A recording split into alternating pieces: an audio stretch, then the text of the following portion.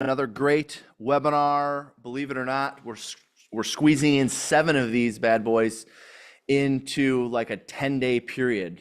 So we've got one left on Monday. Make sure you stick around and join us for that. Our Director of Marketing, Alana Pfeffer, will be doing that one, and I think you guys will really enjoy it. But today, we're talking about the changes to the listing process, the changes to the listing appointment. So hopefully you're in the right spot. That is today's topic, and I'm going to spend the next 55 minutes or so with you discussing what we're changing in our listing process. And of course, given the NAR settlement, there are some changes that have to take place. And so for those of you that are joining us for the first time, and quite honestly, anyone who's going to be chatting with us today, make sure while you're chatting down at the bottom where it says to hosts and panelists, change that to everyone. Otherwise, only some people will be able to see what you're chatting. So make sure you change that to everyone, unless it's a message specifically designed for the hosts and panelists. So my first timers, let's see our first timers. Make sure you add first time to your message. Also, everyone, let me see where you're joining us from, whether you're a first timer or not. There's some of my first timers. All right, Charlotte's in the house. Arizona, thanks for waking up early with us this morning. All right, Huntsville, Alabama. There we go. Arizona again. Austin, Texas, first timer. Welcome. Welcome, Atlanta, Georgia in the house. California, thanks also for waking up early with us.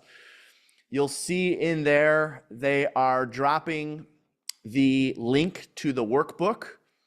I will tell you this because this is our 6th webinar in the last 10 days. Every webinar comes with a workbook.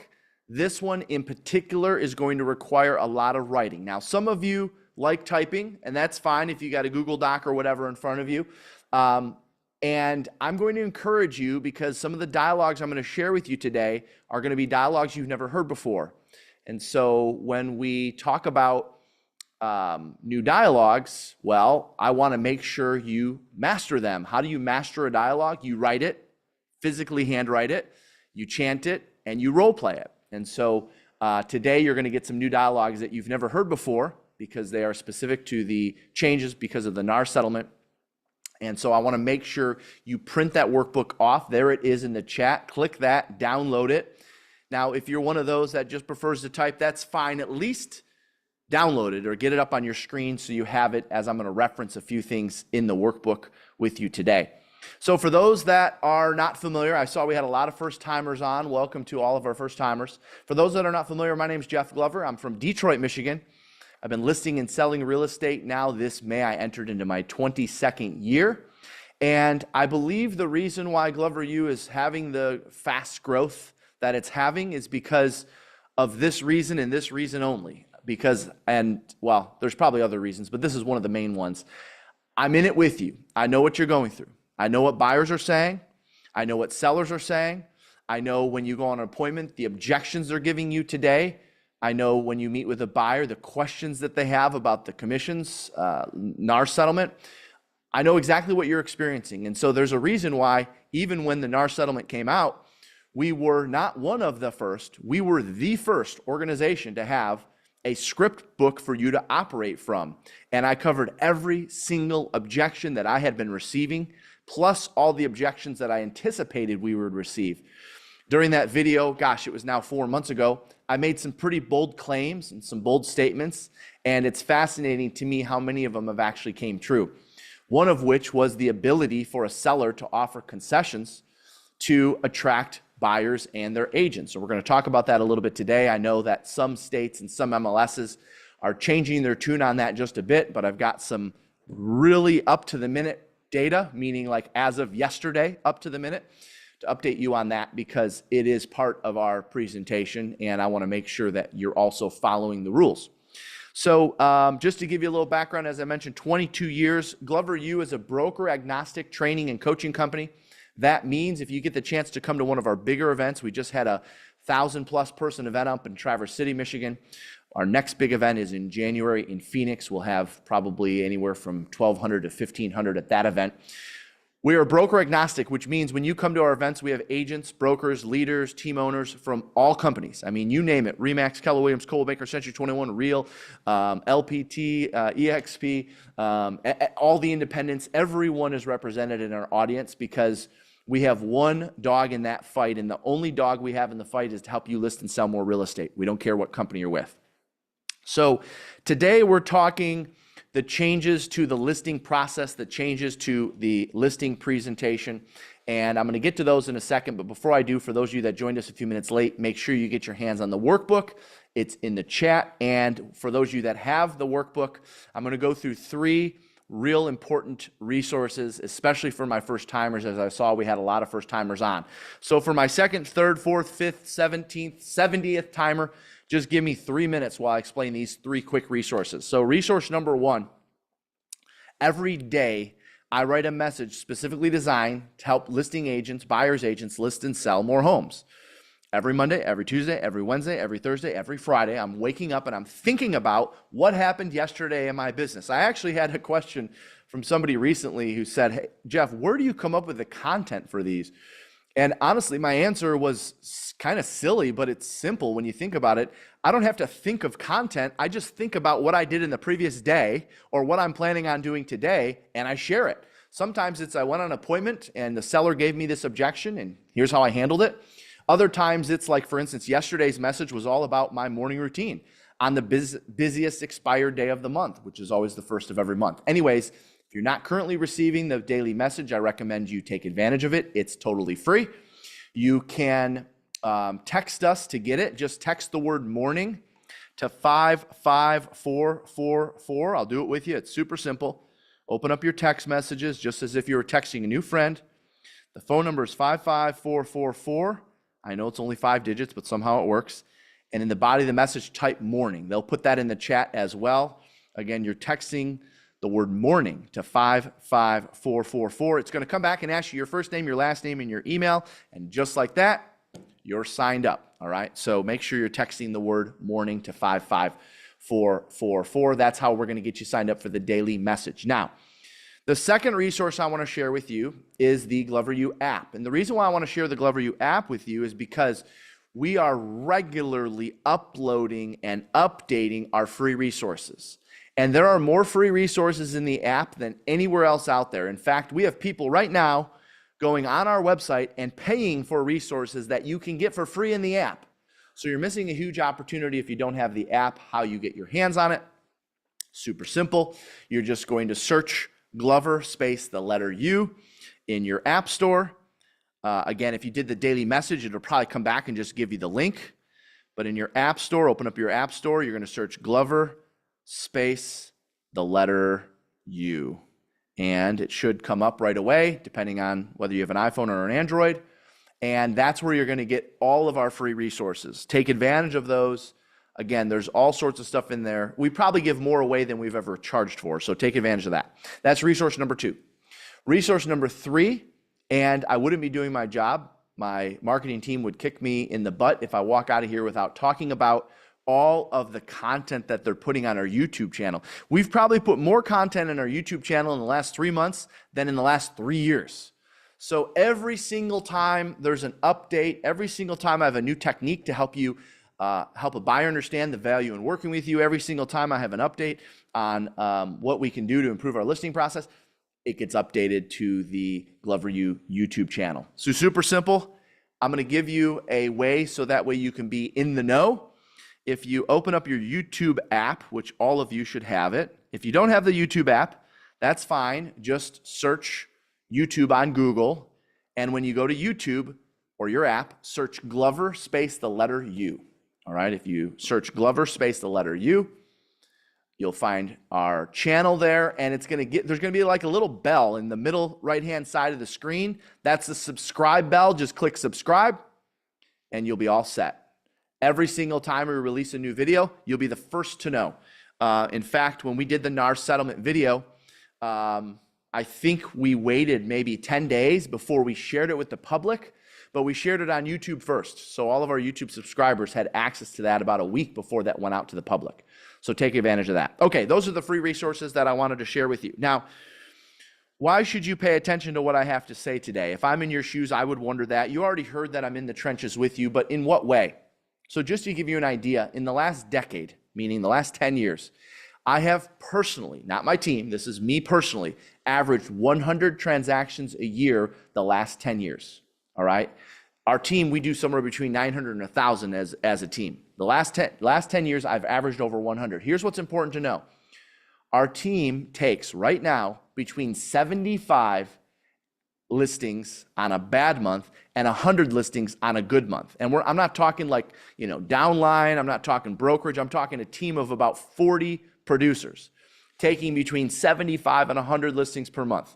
I'm in the game with you still as well, taking anywhere from 6 to 7 on a bad month to 10 or 12 on a good month myself. So listen, I know what you're going through. I know what you're experiencing. That's why you should pay attention to what I have to say today. And quite honestly, I think it's one of the big reasons why so many people are turning to us as an organization, because our information is relevant to what's happening right now. We're not sharing stuff that was shared by somebody else, 6 months ago. Okay, so I have in my notes, and I want you to write this down. There's really 3 major parts in the listing process. There's 3 major parts of the listing process. Write this down, please. Part 1 is what we call the listing lead generation. There's 3 parts to our listing process. Part 1 is the listing lead generation. Okay, write that down, please. Part 2 is the actual listing presentation itself. The actual listing appointment, the actual what happens at their home or via Zoom if they're not local. 3 major parts to the listing process. Part 1, the listing lead generation. Part 2, the actual listing appointment. Part 3, actually selling the listing. Hello.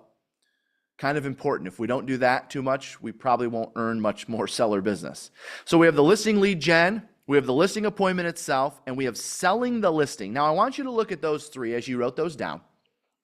I want you to look at those 3 and tell me in the chat, make sure you change it to everyone, not hosts and panelists. It defaults to hosts and panelists. Tell me in the chat which one of those 3 you think is the most important. You can only pick one. Which one of those 3 is the most important? Is it 1, the listing lead gen? Is it 2, the listing appointment? Is it 3, selling the listing? Okay, I see a lot of 1s. I see a lot of lead gen, listing lead gen. The actual presentation, I saw that, the presentation. All right, so I think it's safe to say the majority of you believe it's number 1. And I'm seeing about an equal amount of 2 and 3, which is fine. Watch this. The most important part of the listing process, ready for this, is actually the listing appointment itself. There we go. There come some number 2s. The most important of the 3 is actually the listing appointment itself, and here's why. Listen closely. This is what I've known of 22 years of listing and selling real estate in the trenches with you. A well-polished, practiced, and professional listing appointment will lead to the confidence and enthusiasm to prospect for more of them. A well-polished, practiced, and professional listing appointment will lead to securing a listing to have something to actually sell.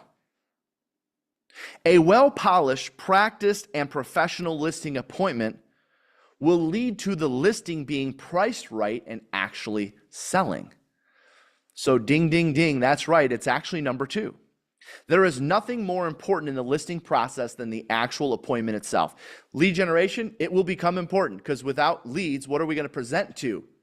But if you master the appointment itself and you know you're going to get results and you know you're equipped to price listings properly, then you're going to have all the energy, all the enthusiasm, all the confidence, all the know-how to go out and generate those seller leads. So I looked back over the start of my career, 2,500 listings taken between myself and our team. And I'm going to share with you, there's actually 20 steps to the listing process itself. There's 20 steps. And so there's 3 steps prior. So I'm going to break it down to 1, 2, 3, and then I'm going to go 1, 2, 3, 4, 5, all the way to 17. That's right, CJ. If I didn't go on an appointment today, what did I do? That's right. So there's 3 steps prior. So number 1 is pre-qualify. All right, so write this down. There's 3 steps prior, and then there's 17 steps during, for a total of 20 steps. I'm going to share those with you, and I'm also going to share with you some of the new language we're using. So number one is pre-qualifying. All right, most of you are familiar with that process. If you downloaded the app, you have access to the pre-qualifying scripts.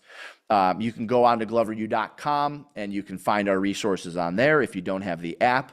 But that's a simple one page of questions that we're going to ask the seller prior to getting there. And I'm going to tell you a little bit about the order in just a second. Again, this is exactly what we're doing today, and this is exactly how we're going to handle sellers after August 17th.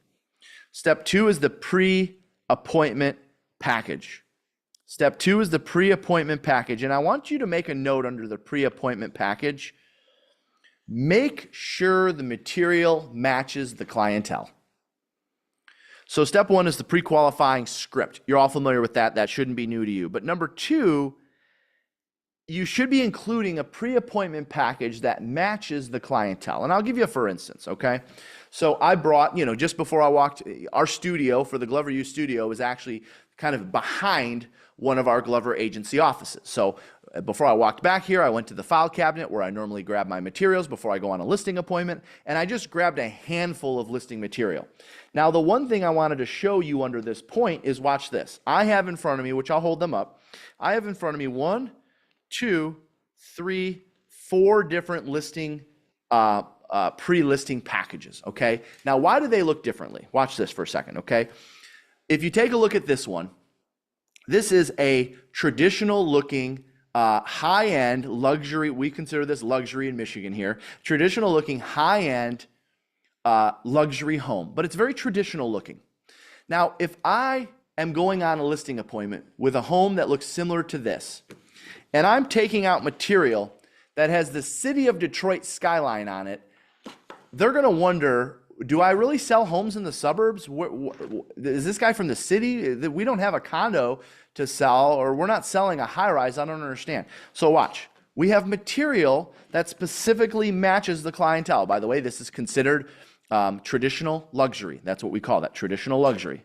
We have what we call commercial. This would be, if I'm going to meet with a commercial seller, a commercial developer, any type of developer. It's got a look of commerce. It's got a look of business. It says commercial at the top.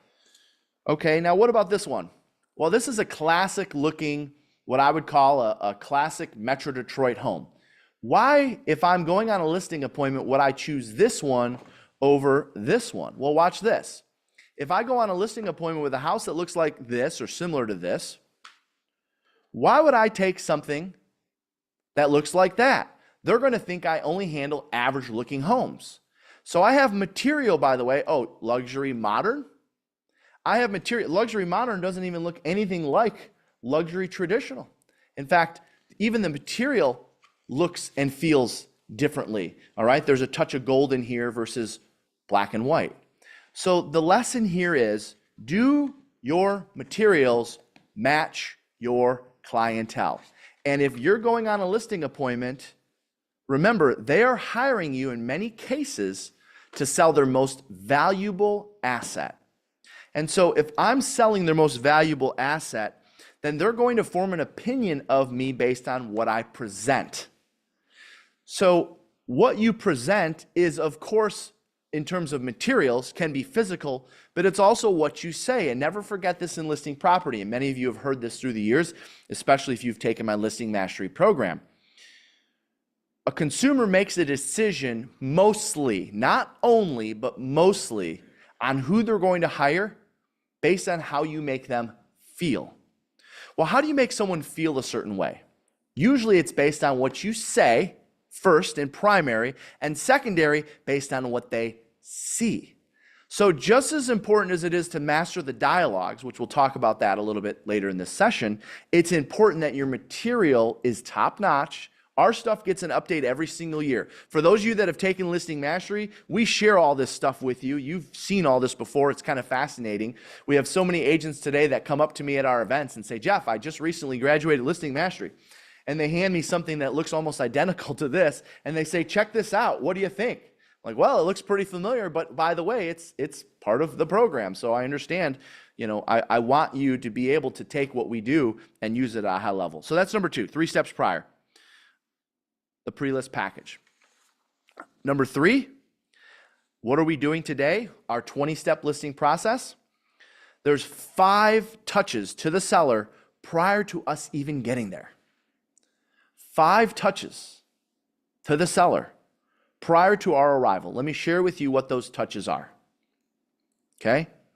Number 1, there's a text after the appointment is set, letting them know I'm looking forward to meeting with them and, more importantly, getting their home sold. I'm already planting the seed that I'm coming out to sell their home. They're getting a text from me immediately after the appointment's set, letting them know I'm excited to meet with them, and more importantly, to get their home sold. I'm setting that tone right from the get-go. Next, either later that day or the next day, they're going to get a call from me on the pre-qual. That's step 1. That's going through the series of questions, the pre-qual script. The next touch, so that's touch number 2. The next touch is going to be my pre-appointment package, which is going to show up, in a nice, simple looking folder with, some of the materials and so forth that I've already shared with you. That's number 3. Next, they're going to get a call from me prior to the appointment, twofold. Number 1, to make sure they received the pre-appointment package. And number 2, I'm always going to ask a follow-up question. Mr. and Mrs. Seller, I've been doing a little bit of research, and I noticed on public records, it said your basement was finished. Would you mind telling me when you finished the basement and a little bit about the basement? I'm always asking a follow-up question.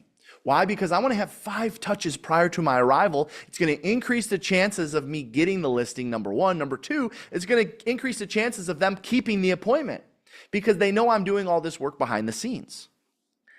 So I'm calling them to confirm they received the package, and I'm also asking them a follow-up question. That's number 4. And then finally, the 5th touch is I'm calling them when I'm about 60 minutes away. So it could be when I'm leaving the office, whatever, when I'm about 60 minutes away. And why do I do that? That one doesn't necessarily increase conversion. That one saves me time. Because, watch, if you're taking 7, 10, 12 listings a month, that means you're going on 10, 12, 15, 20 appointments a month. 1 or 2 of them are going to forget. Once or twice a month, I'm going to have somebody that completely forgets, and I want to make sure that they remember I'm coming out. It's going to save me time. And of course, every now and again, when it does happen, I'm going to turn around. Oh, gosh, Jeff, I'm sorry. We're stuck at the airport. Can we reschedule? Whatever. I'm going to turn around, go right back to the office and find a better one. Okay, those are the 3 steps prior. Now let's talk about the 17 steps during. Step 1, upon arrival, I'm going to set the tone. Upon arrival, I'm going to set the tone. So right away, the second they open their door, I'm using this dialogue with them. I'm setting the tone. In other words, I have written down, assume the listing from the moment you walk through the doors. Assume the listing from the moment you walk through the doors. So what do I say? Hey, thanks for having me out. I'm excited about getting your home on the market and, more importantly, getting it sold. Again, I set the tone initially in a text message. Now I'm setting it the second I walk through the door. So step 1, upon arrival, set the tone. I'm excited about getting your home on the market and, more importantly, getting it sold. Number 2, I'm going to tour the house. Now, when I tour the house, I'm going to let them know to speed the process up. I'm going to let them know that we will come back and take notes and photos on everything. And I would just like to do a quick walkthrough because it will help me with pricing. Otherwise, they're going to want to explain everything to you. You're sitting there taking notes on how many linen closets they have, how many shelves are in the linen closet. I don't care to see another linen closet. I just want a quick walkthrough. I just want a feel of the house. Number 3. So number 2 is tour the house. Quickly, let them know. Now, you might be wondering, well, Jeff, why do we need to let them know we're going to come back and take notes and photos? Because they're going to wonder why I'm walking through so quickly. And I need to be efficient because I probably have another listing appointment after this. Now, if you want to do it on the spot, you can, but you're now turning what I consider a 30-minute appointment into a 1-hour appointment. Number 3, always ask about their previous experience. I don't care whether they're expired listing. I don't care whether they're for sale by owner. I'm always asking, now, is this your first time selling? Oh, no, we've sold plenty through the years. When was the last time you sold a house? Oh, it was about 7 years ago. And what did you like about that experience? Oh my gosh, our agent was great. He was in a different state though. If we could use him, we would. Da, da, da, da. I'm always asking about their previous experience. Two things are going to come out of that. Number one, they're going to give me some clues to pay attention to. They might even say, oh yeah, no, the agent that sold us the house, 7 years ago, we're also considering using them, right? They're going to give me some clues, but also they're going to tell me what some of their hot buttons are. So write down under this one, number 3, ask about their previous experience. I want you to write down, listen for hot buttons. Listen for hot buttons. I'm listening for things that I know are important to the seller. That's number 3. Number 4, you imagine we're sitting at the table. Number 4, I lower their guard. I lower their guard. So important that you lower their guard to start off before you go into your presentation, because they have a wall up. You guys know almost every seller you meet with, unless it's like a past client or a family or a friend, they've got a wall up. And even sometimes past clients, they're holding their cards kind of close to their vest because they don't want to share everything with you. So I lower their guard by using the following dialogue. And you may want to write this down. I'll say, Mr. or Mrs. Seller, at the end of our meeting tonight, one of 3 things will happen. Number 1, you'll have the opportunity to list your home with me. And if you feel comfortable with everything I have to say, and I feel comfortable with everything you guys are doing, that'd be a great option. Or number 2, you may not feel comfortable with what I have to say, and you may decide not to list with me. Or number 3, if for whatever reason I feel that I can't help you get what you want in the time frame you want, I may decide not to take your listing. And any one of those 3 is fine. Lowering their guard opens them up to you. Because you can almost, for those of you that use this technique, you're going to feel a sense of like they go from like kind of this, kind of close to the vest to, okay, they kind of lean back a little bit and get relaxed. One of 3 things is going to happen after our meeting this evening. Number 1, you'll have an opportunity to list your home with me if you feel comfortable with everything I have to say, and I feel comfortable with your plans. I've got everything here ready to get started. Again, planting that seed. Or number 2, you may not totally feel comfortable with me. You may not like what I have to say, and you may decide not to hire me. And that's okay. Or number 3, if for any reason I feel that I can't help you get to where you want to go within a reasonable time frame, I may decide not to take your listing, and any one of those is fine. See, it's so different for a seller to hear that language versus, I'm the best and you should list with me, and well, why don't we get going? And I got the paperwork. Are you ready to get started? Yeah, you should list with me. Now's the best time to list, right? They're constantly hearing people tell them why they're the best and why they should list with them. And I'm saying, you know what? Whether I get your listing or not, I'm going to be okay. It lowers their guard and opens them up to you. Okay, that's number 4. Number 5, get them excited about where they're going, but more importantly, why. So I transition from that, the one of 3 things, to, so I know you mentioned you're moving to Toledo. Tell me about your move to Toledo. How did you happen to pick Toledo? I'm getting them excited about their why. Okay, for those of you that have been through Sales Rocket, I cover the motivational questions in Sales Rocket, or those of you who've been in Listing Mastery, I teach you a technique on how to get to someone's true why. You've heard the motivational questions before. Get them excited about where they're going, but more importantly, why. I don't care so much where they're going, I care about why they're moving. Number 6 in the 20 steps. Remember, there's 20, but there's 3 for pre-steps, and then there's 17 post-steps. Number 6, so that's why it started over after the 3. I then need to go to their timing analysis. Go ahead and write down timing analysis, discussion, and demonstration. Timing analysis, discussion, and registration. So what do I mean by a timing analysis? Well, one thing you'll find at the bottom of every single one of our presentation folders, all 4 of these have it. At the bottom, there's this little, you see these little calendar things there? Okay. Do I need to put it on this camera there? Maybe we'll get a better shot there. Yep, there we go. You see these little calendar things here? These are dates, and you see at the top it says home sale timeline. I take their why and then I talk timing with them. We talk about goals of when they'd like to be in. And in that process, I'm going to talk about, well, assuming you sign an agreement tonight, your listing goes live here, we get an agreement accepted here, we get it closed here, and you get your keys here. I'm showing them how long the process actually takes. Because if I don't do that, hear me loud and clear on this, there's a conversation that takes place prior to you showing up. It sounds a little bit like this. Ready?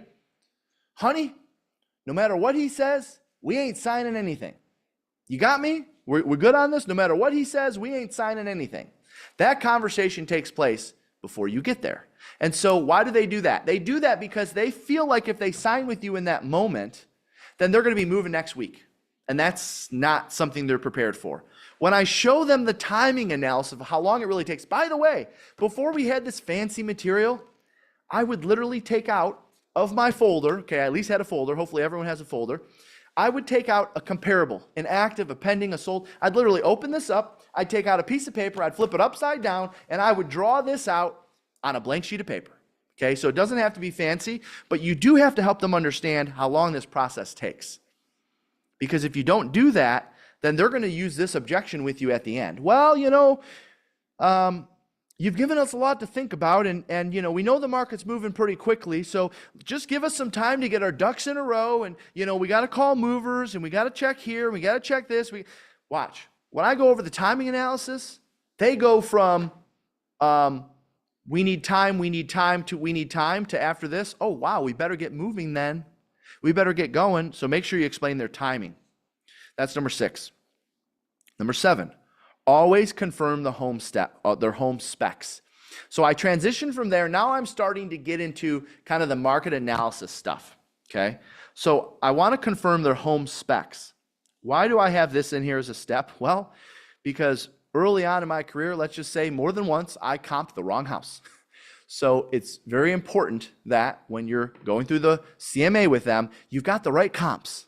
And so I'll just go through their public record data or wherever you get the information on the house or maybe a previous listing and say, okay, I just want to confirm nothing's changed since you've last sold the house or the house since you bought it. You still have 4 bedrooms, is that right? Yep. You still have 2.5 baths, is that right? Yep. Okay. You still have a walkout lower level, did that change? Nope. I'm going through the home specs because there's nothing worse than going through a CMA with a seller and them saying to you, but you didn't mention anything about the finished bonus room above the garage. Did you take that into consideration? And now they're questioning your CMA. I'm getting that all buttoned up front. So then when I go into the CMA presentation, they see that I did my homework. Super important that you confirm the home specs. That's step 7. Step 8, set the stage for pricing discussion. Set the stage for pricing discussion. And I have in parentheses, actives, pendings, and solds. Actives, pendings, and solds. In other words, what I'm doing is a brief explanation of maybe 10 seconds or less. We take a look at the actives because this is our current competition. Now, Mr. and Mrs. Seller, we also look at the pendings because this is what buyers are buying right now. And we look at the solds because that's what's going to show up in your appraisal. Okay, I'm setting the stage for why we're looking at actives, pendings, and solds and why it's important. Set the stage for pricing discussion is number 8. Number 9. Then I go into the actual CMA presentation. So just write down number 9, CMA presentation, and let me give you the best advice. Some of you have heard me say before, for you first timers, this might be the best advice you're going to get all day. Stop confusing them with too much data. The simpler your CMA presentation, the more likely you are to get the contract signed at the table. Because if you don't get it signed at the table, you're going to have an agent like me swoop in and take that listing on the spot. So how do I make it simple, Jeff? Watch. I know it's 2024, and I know we have everything at our fingertips, and I know you could pull out all these reports and show all these charts and all these graphs and everything, have Chat GPT write all this stuff for you. Watch. I have 3 actives, 1 or 2 pendings, and 3 to 5 solds. That's it. No more than 3 actives, maybe 1 or 2 pendings, and ideally no more than 3 solds, but sometimes I'll pull up to 5 just in case there were 5 in the last 6 months. One page. Now, if you want to get a little, I have people say, well, Jeff, what about the photos and stuff? Listen, if you want to attach the photos to your front page, you can do that. But literally, it's the one page right from the MLS, the one pager. Yes, still today. Why? Because they want you to tell them the price. The comps, the actives, the pending sold are designed to back up what you say. So watch this. When I go through and I show them the actives, the pendings, and the solds, I will ask them, I will put it back on them because it's important that you involve them during that process. I will put it back on them and ask them, based on what we've covered, what price do they feel we should use to create value in the eyes of the buyer and get someone to buy their home versus the competition. I will ask them their opinion, but they usually put it back on me anyways. And so then I'll say, well, based on these actives, these pendings, these solds, I'm going to go ahead and recommend a price of $399.9 or $375 or whatever that is. So during your CMA presentation, the simpler the presentation, the less data you show them, the more likely you are to get a listing on the spot. Because you know, if you don't get that listing on the spot, your chances of getting that listing drop 50% easily. So believe it or not, we still have agents today that are going out on appointments, and by the way, this isn't a CMA, this is just our seller guide of what happens next, after we take the listing. But let's just pretend for a second, this is the CMA of the appointment. Here's what they do. Watch, let's just pretend I'm a seller flipping through the CMA. Wow, this is really thorough. Oh my gosh, you got a lot of good stuff in here. And okay, if we overprice it, it'll take longer to sell. I like that chart. Wow, you've really given us a lot to chew on. After we review all this, we'll be back in touch. No, less is better, okay? The less you give them, the more likely you are to get the contract signed on the spot. That's number 9. All right, number 10, after you present the CMA, you're gonna close for the right price. You're gonna close for the right price. Number 11,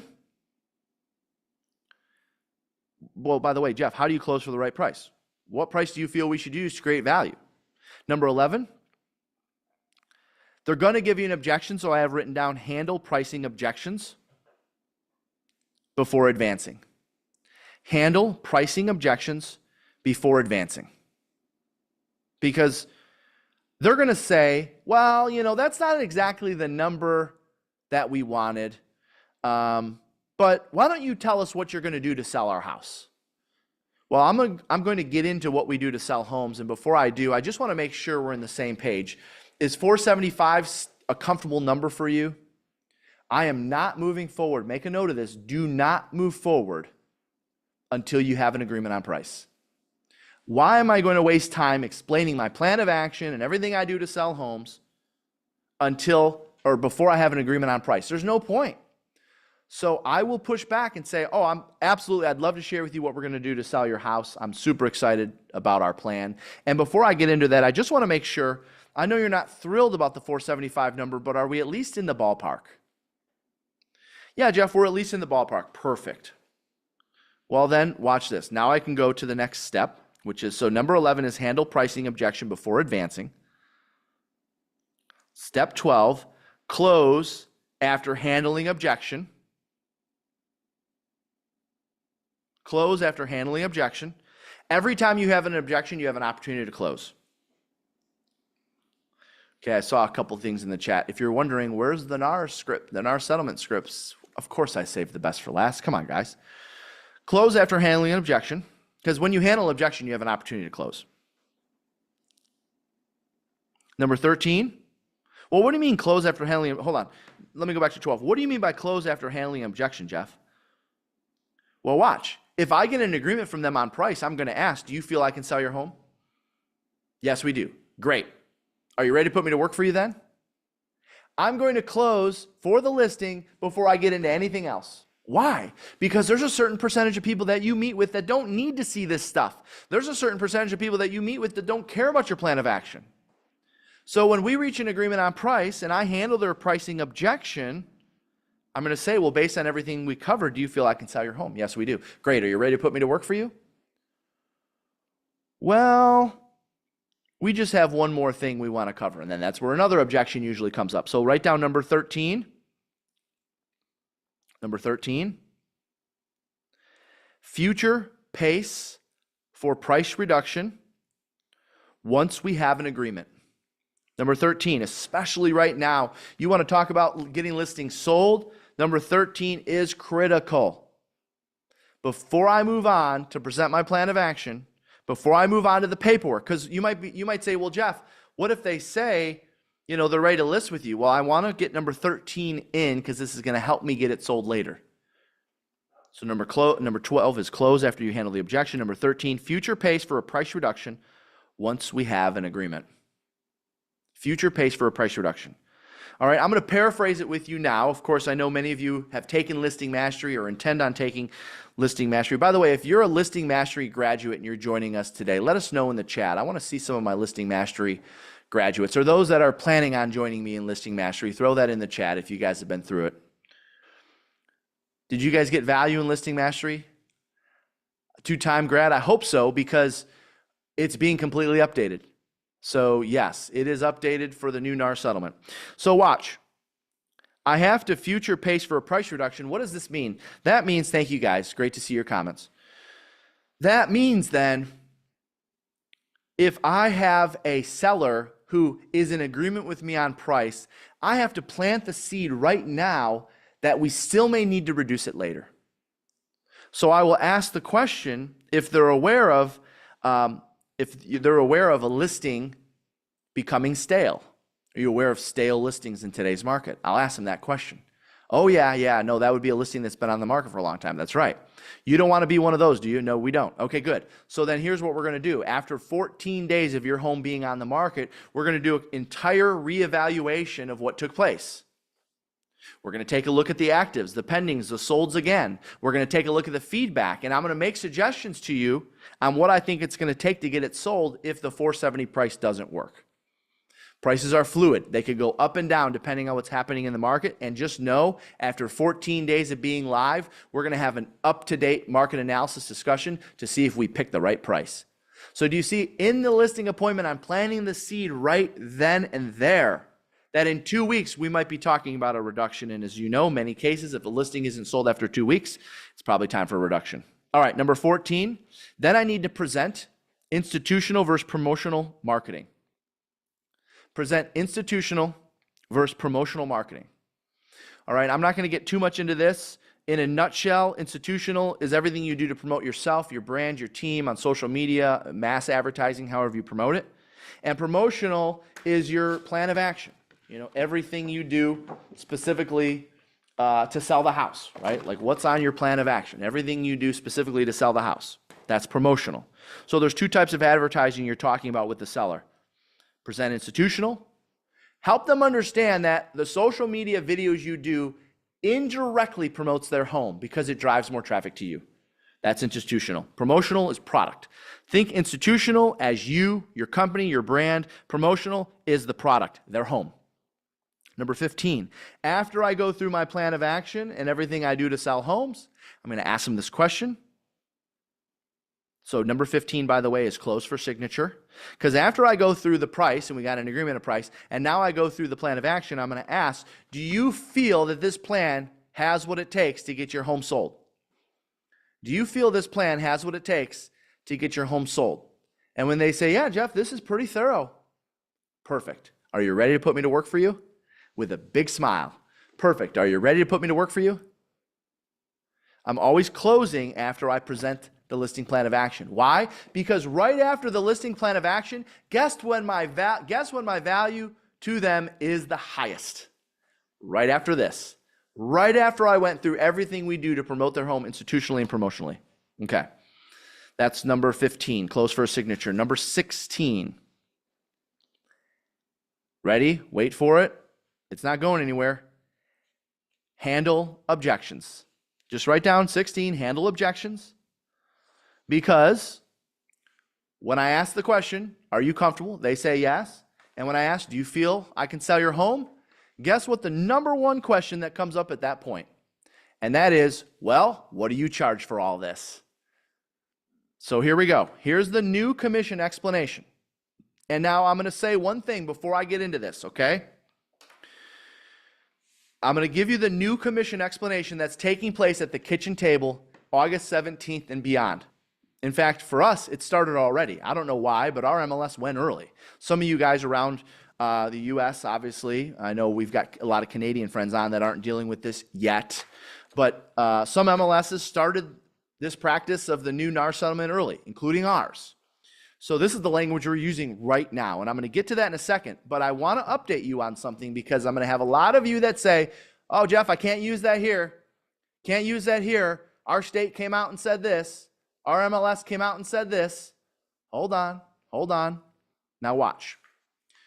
From the National Association of Realtors, their most recent update was yesterday. And this is in response to some MLSs around the country saying we're not going to have concession fields. Because you're going to hear my dialogue, I talk about concessions. This is in response to MLSs saying we're not going to have concession fields. Watch. From the National Association of Realtors, frequently asked questions. Is there a NAR MLS policy about seller concessions? From NAR, no. MLSs will continue to have local discretion on seller concessions. This includes determining what local rules to have about seller concessions. Except under the settlement, an MLS must ensure that the seller concessions are not limited to or conditioned upon the retention of or payment to a cooperating broker. So in other words, the National Association of Realtors, per the direction of the Department of Justice, is saying concessions are allowed. Now, there might be a handful of MLSs that are modifying this to some degree. Specifically, the most recent one was the CRMLS, which is the largest MLS in the country, and it's possible that our other MLSs will follow. I want to read you the latest from CRMLS, and I'm saying this because in my response, in my explanation, I talk about concessions. So concessions are allowed. NAR says they're allowed. Department of Justice says they're allowed. Concessions. I'm not talking about offers of compensation. I'm talking about concessions that go to the buyer to do whatever they want with. They can pay their prepaids, their closing costs, title, and their agent with those concessions. So the CRMLS, okay, for our California friends, the new listing agreement removes references to seller concessions. However, they move that language to an MLS addendum. So you do have an addendum that allows concessions.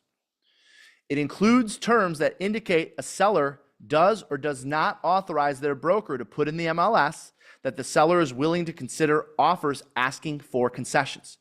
So even the CRMLS is saying you can get your seller to agree to offer concessions. Now, here's what's changed for our California friends, and this might affect other MLSs around the country. If the seller does authorize this, the document states, even if permitted by the MLS, here's where it gets tricky for our CRMLS members. No amount of the possible concession will be stated in the MLS, either as a percent of the purchase price or a flat fee, but watch this, unless the seller notifies broker in writing of the amount. Bingo. There is your saving grace for any MLS that has come out and said, we're not going to have a concession field. What that says is you can offer concessions in the remarks so long as the seller is aware of it in writing. So anyone who was, getting a little nervous about their MLS going away with this or making changes to it, you absolutely can offer concessions in your MLS so long as the seller is aware of it in writing. Now, most MLSs, this, by the way, this doesn't apply to 80% of the people on this session. 80% of the people on this session, as you've seen, including our MLS, they just added a concessions field, and then if so, how much? And so our field is Y or N for yes or no, and then the amount, and the amount may be a percentage. So by the way, just to put a nail in this coffin, if you will, the general counsel of the CRMLS stated, we are very much behind concessions, and we're very much behind concessions that include a specific dollar amount or percentage specifically. So what that says is, as long as the seller gives you permission, you can promote seller concession. So now let me get to the script, okay? By the way, I'm not your attorney, I'm not your broker. I would advise you to run everything I say past them anyways, but that is the latest and greatest as of within the last 48 hours. So if you're thinking otherwise, My research is within the last 48 hours. Okay, so here's my explanation, hopping back into the listing appointment. Write this down verbatim, okay? This is what I'm saying to sellers right now, because our MLS has already changed. Here's the new commission explanation. Ready? Write this down. We charge X percent, and I hope you can understand, stepping out of the role play, sorry, I hope you can understand, I can't say numbers in this webinar. I cannot say numbers, I cannot recommend numbers. What I can tell you is what we've been doing as a company is not changing in terms of the numbers, but that's my opinion and that's our policy. What you charge is up to you. So we charge X percent on the list side, and we recommend you offer X percent in concessions to the buyer to put towards their closing costs, which may include paying their agent. Write that down. We charge X percent on the list side, and we recommend you offer X percent in concessions to the buyer to put towards their closing costs, which may include paying their agent. By the way, by doing so, we can remain competitive and attract all of the buyers and their agents to your home. By doing so, we can remain competitive and we can attract all of the buyers and their agents to your home. So essentially what we're doing there is we're splitting it up. There's a listing agent commission of blank and a buyer concession of blank. So what if they say, well, Jeff, can I negotiate to pay you less? I heard commission is negotiable now. Okay, well, commission has always been negotiable. And keep in mind, whatever you'd like to reduce to, okay, we have less to take and market your property. No different than, by the way, your objection, the way you would handle that today. Well, what if they respond with, well, what if I don't want to offer out anything to the buying broker? What if I don't want to offer out anything to the buying broker? Now, I'm not paying attention to the chat. I see there's a lot of chatter because I know I'm up against time, which is why I'm getting through this. But there may be some questions around, wait a minute, Jeff, our brokerage said we can still offer compensation. We just can't put it in the MLS. You are absolutely right. That's the most confusing thing about this thing. You can still do things the same way you've always been doing them. You can charge blank and you can even split it with the buying broker. You just can't advertise in the MLS. So then you might be wondering, well, Jeff, then why aren't you talking about that? Why aren't you sharing where you're going to advertise it? Because our MLS and most MLSs, even the CRMLS, has said that concessions are allowed. So we're not taking a commission and splitting it. We're charging our fee, and then we're encouraging the seller to offer what would be a very similar amount or the same amount in concessions to the buyer so that we can use the MLS to advertise it. Ding, ding, ding, ding, ding. That is why we're doing it that way. I have a lot of people saying, Jeff, stop calling it concessions. We can offer compensation. Sure. You can offer it with a sign panel. You can offer it by sending everyone an email who shows your listings. I don't care if you want to do it that way, you can. I tend to prefer things to be efficient, and the most efficient way to do it is to do what's allowed, and that is to just call it a concession and help the seller understand that money is going to go towards their closing costs, which may include paying their broker. All right. So seller objection after the change. Well, I don't want to offer out anything. You can certainly do that, and since most offers that are written today are asking for, write this down. You can most certainly do that, and since most offers that are written today are asking for closing cost help for the buyers, you'll most likely wind up paying it anyways, and you won't get to take advantage of the marketing power that promoting that you're offering concessions will give you. Does that make sense? Write that down. Jeff, I don't really want to offer out anything to the buyer, their agent, this concessions thing. I'm not interested. Okay. You don't have to offer out anything at all by law. Okay? As their agent, we have to explain that. They don't have to offer out anything. And my response, you can most certainly do that, and since most offers that are written today are asking for closing costs help for buyers, because let's be honest, you understand that that's going to be the majority of offers today. You're going to be asking for concessions or help for your buyers to pay your costs. So since most offers are going to include it anyways, you're going to most likely wind up paying it, and you won't get to take advantage of the marketing power that promoting that you're offering concessions will give you. So now it's a marketing tool. It becomes part of my plan of action. I'm telling you, concessions is the way to go. All right, Jeff, well, what happens if there's no agent on the other side? Well, what happens if there's no agent on the other side?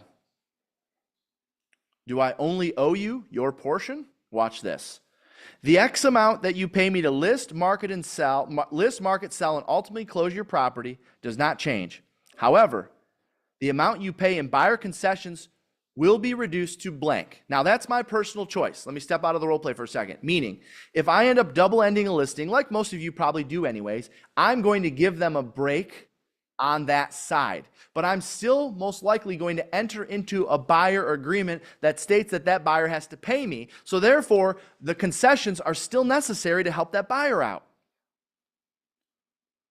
These concessions will go to the buyer to use towards their closing cost, which includes our brokerage fees to handle the buy side of the transaction. This creates a win-win scenario because the buyers could go anywhere and negotiate concessions, and instead, my brokerage and I work for less to create a win-win for all parties involved, which includes improving your net. Does that make sense? Okay.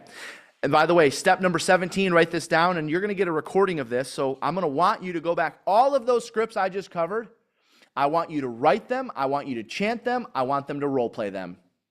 I want you to write them. I want you to chant them. I want you to role play them every single day from now until the change. So that way, when you're on an appointment, it's smooth as your listing appointment today. But go ahead and write down number 17 because we got to wrap up here. Number 17, always close after you handle the final objection. Number 17 is always close after you handle the final objection. By the way, these scripts are not in the app. These particular scripts won't be in the app for a while. We're reserving them for our Listing Mastery students for at least the first round. So I will transition to that. For those that are wondering, what is this Listing Mastery program? It is the only program at Glover U that I do personally. So you have the opportunity to spend 16 weeks with me live on a Zoom. All right, we keep the class size small. We keep it less than like 60, 75 people. You have an opportunity to ask me questions every single week. You have the opportunity to be in a private face group with me and all of our other Listing Master graduates where we share things back and forth. All right, you see it up there on the screen. It's 16 weeks. They're 1-hour sessions live. Now it's 45 minutes of instruction, and it's 15 minutes of Q&A. So you have an opportunity to ask questions live. I cover everything from the actual lead generation, all of our sources of seller business. We have 25 sources of seller business. I share with you all 25 of those. I go deep detail on our top 5. Again, we're talking 75 to 100 listings per month. I share with you our top 5 sources, which account for like 90% of those. And I don't just share the sources, I share the how. Like for instance, one of them is hybrid farming. We spend an entire session just on hybrid farming. One of them is for sale by owners. We spend an entire session just on for sale by owners. The listing presentation itself, as you can see, I'm very passionate about that. We actually dissect the presentation from start to finish. Okay, I gave you kind of the outline. We actually watch a live presentation happening, and I stop and start and give you additional scripts that we, of course, in our time today did not even get into. All right, if you're curious about what Listing Mastery is, again, it's the only program that I coach personally. You see it up there on your screen. Text the word listing. I believe it's listing. I can't see this. The camera's in the way. They'll put it in the chat. Text the word listing to 55444. Text listing to 55444 if you're interested in joining me. By the way, it's like $400 a month for 4 months. So what is that? 4, 8, 12. That's $1,600. If you take one listing, I mean, I don't even think it has to sell. You could take a lease listing and get that covered. You are going to get our entire process, all of our materials, all of our listing plan of actions, everything we do to generate leads, to convert leads. What about after the appointment? What's your process after you leave their home and you don't get the listing? We go into personality styles, how to be a better salesperson based on who you're presenting to. What is our process to get referrals and reviews from sellers after the transaction? I'm telling you, it is our entire listing game. It is the number one thing we're known for. If you think about it, we take 75 to 100 listings per month. I'm going to share with you exactly how we do it. So if you want to join with me, join. If you've taken it before, it's been updated. All of our programs have been updated because of the NAR settlement. Of course, we've updated where our business comes from. That's changed too. So one last time, text the word listing to 55444. If you want to learn more, that's where you're going to find it. Other than that, we have one more free webinar left. Go back to gloverview.com/webinar to sign up. It's on Monday. We covered a lot today.